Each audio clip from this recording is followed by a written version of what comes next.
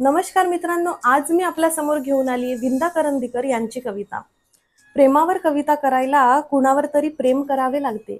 प्रेमावर कविता करायला कुणावर तरी प्रेम करावे लागते। त्याला सांगितले नसले तरी मनातून प्रेम अनुभवावे लागते। त्याला भेटण्याची उत्कटता त्याच्या नकळत अनुभवावी लागते। त्याला भेटण्याची उत्कटता त्याच्या नकळत अनुभवावी लागते। तो हो म्हणेल की नाही ह्याच विचारात रात्र घालवावी लागते। त्याच्यासाठी गुलाब तोडताना काट्यांनी घायाळ व्हावे लागते। त्याच्यासाठी गुलाब तोडताना काट्यांनी घायाळ व्हावे लागते। इश्काची आग त्याच्या नकळत त्याच्या हृदयातही पेटवावी लागते। प्रेम आपले त्याच्यावर असले तरी त्याचे दुसऱ्यावर असू शकते। प्रेम आपले त्याच्यावर असले तरी त्याचे दुसऱ्यावर असू शकते। आणि दुर्दैवाने जर तसे निघाले तर विरह गीत लिहायची तयारी असावी लागते। विरह गीत लिहायची तयारी असावी लागते। थँक्यू।